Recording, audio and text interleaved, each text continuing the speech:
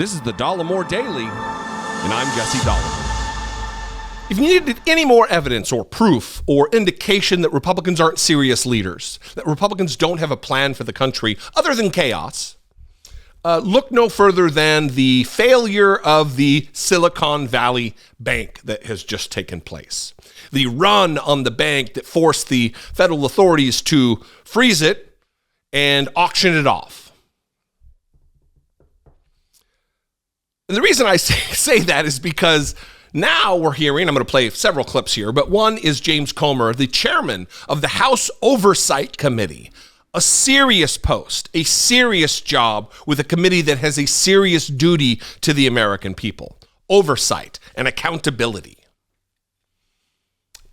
I mean, it's an aside, but it only can be so serious when you have people like Lauren Boebert and Paul Gosar and Marjorie Taylor Greene as members of that committee. But James Comer was on the news this weekend and was talking about how this bank, SVB, you're hearing it called, Silicon Valley Bank, was a woke bank, a woke financial institution. And apparently that's why it failed.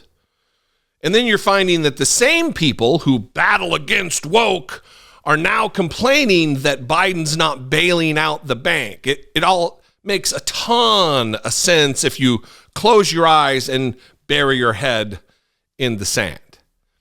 Nonsense. The reason this bank, what happened is because of deregulation. It's once again another indicator that Donald Trump and his flagrant deregulating of many industries is causing harm. And in the last clip that I'll play, it's Bernie Sanders. Love him or hate him, I'm a fan, called it, predicted it. When the legislation rolling back bank regulations was getting ready to be signed, I'm ahead of myself now because I'm going to play the clip, he called, this is going to happen. Many people out there, Elizabeth Warren was one, several people called, we don't want to do this, bad shit's going to happen. And what happened? Bad shit. But here is James Comer talking about woke banks. And then we see now coming out that they were one of the most woke banks in their quest for the ESG type policy and investing. This could be a trend, and there are consequences for bad Democrat policy. And I think we need to keep an eye on all the banking sector right now. Well, again, if you need any more evidence that they're not serious, just play that clip. If you need any more evidence that they'd have no idea what woke is, play that clip. If you need any more evidence that woke is just anything that can give them a click, watch that video. In 2017 was the movement when finally Donald Trump had a majority of Republicans in the House, that they started doing the damage to the country and our financial institutions under the guise of deregulating. Let them regulate themselves. It stymies creativity. It stymies investment. The same people who passed an irresponsible and unpaid for massive set of tax breaks for the wealthy that created $1.5 trillion deficits just about every year of Donald Trump's presidency, these same people were calling to deregulate, apparently, if you pay attention to them, with no understanding of what the ramifications would be. Here's Kevin McCarthy in the lead up to rolling back these regulations, talking about the need to roll back these regulations. Lisa Lambert from Reuters. Given that we're talking about regulation and economic growth, are there any financial regulations or banking regulations that you feel are impeding economic growth and that you might put through the CRA on January 30th? We're looking at a number of them now, and we haven't laid out that role, which ones yet. Those three, the blacklisting is the newest that people don't know about for there. But the Speaker and I have sat down with Jeb Hensarling just last night, talking about his Choice Act and looking at where capital is king, jobs are created. So much as what happened in Dodd-Frank, you push capital in other places, you try to eliminate all risk, where you eliminate growth when you make that happen. You create an agency that's outside of the accountability of government, when I say with the people, because of the funding. I think there's a lot of areas there you're going to find some big reforms. And I firmly believe you'll get a lot of bipartisanship on that. Because if you want to see the country grow, you got to have people willing to take risks, people willing to have investments. If you want to see growth, you need people willing to take risk. Well, apparently people took so much risk that the bank failed. That's okay with Kevin McCarthy, though, because it lines up with the Republican agenda to buttress massively wealthy people from any consequence against their bets, their bad bets. Now, the problem lies in the fact that there are several little people who are affected by this. People who are employees of companies who are now unable to make payroll because of this bank.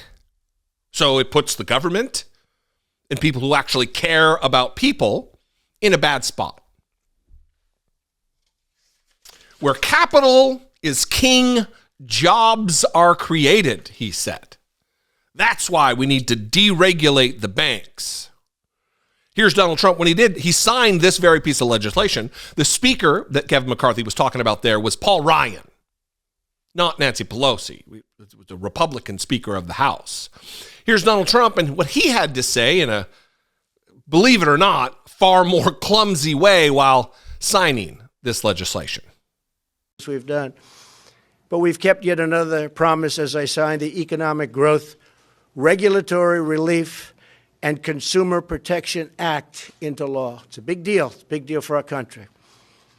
This is truly a great day for America and a great day for American workers and small businesses all throughout the nation.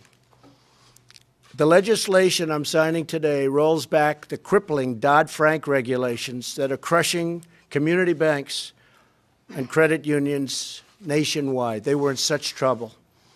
One size fits all. Those rules just don't work. And community banks and credit unions should be regulated the same way, and you have to really look at this. They should be regulated the same way with proviso for safety as in the past when they were vibrant and strong, but they shouldn't be regulated the same way as the large, complex financial institutions. And that's what happened, and they were being put out of business one by one. And they weren't lending. Since its passage in 2010, Dodd-Frank has dealt a huge blow to community banking. As a candidate, I pledged that we would rescue these community banks from Dodd-Frank, the disaster of Dodd-Frank. And now we are keeping that commitment, and all of the people with me are keeping that commitment. Did you catch the gaffe in the middle there? They should be regulated. He's reading from his speech. They should be regulated like the larger, more complex organizations. And he's like, oh, no. They should be regulated like they were in the past. And then goes back to they shouldn't be regulated. Don't you miss that dumb shit? It's a joke. So listen, is anybody surprised that this is taking place right now?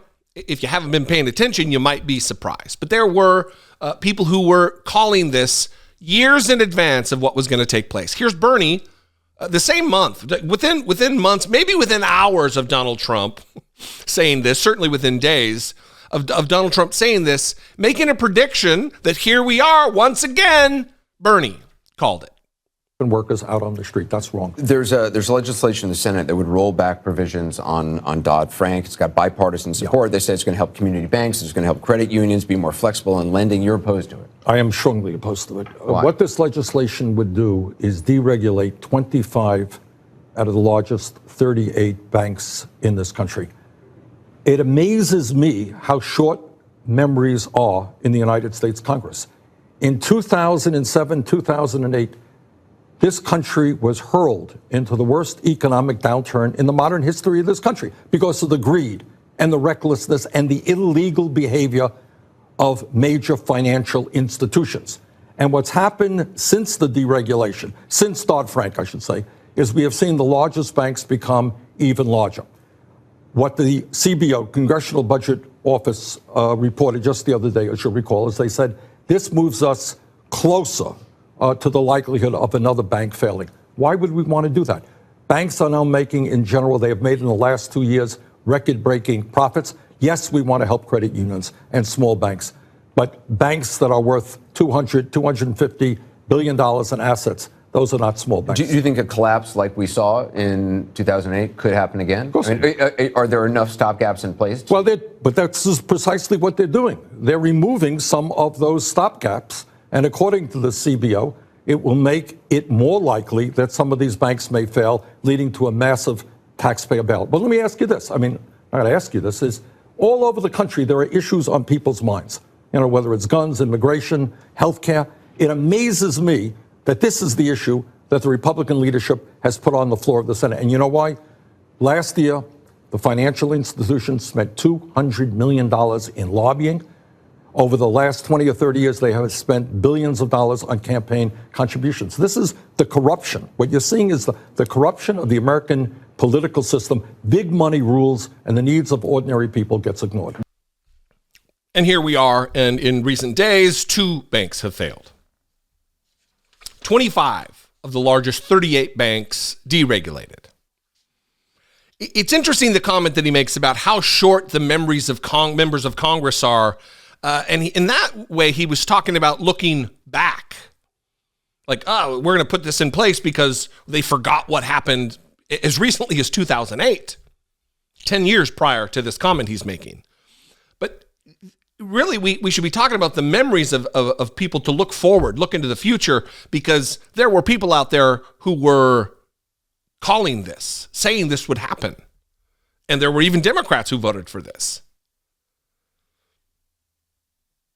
It's an irresponsibility on the part of for sure, mainly Republicans, because they push for this kind of thing. But it's also a failure on the part of every Democrat who voted for this.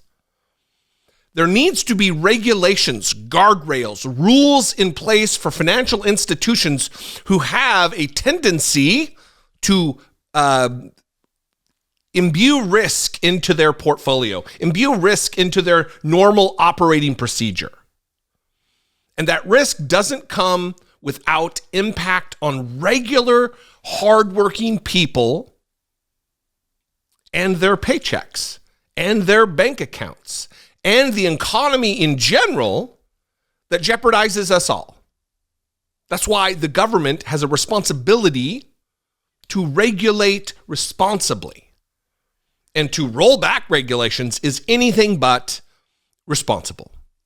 I'd love to know what you think. You can call, leave me a brief voicemail, 714-576-4054. Of course, you can email me daily@dollemore.com.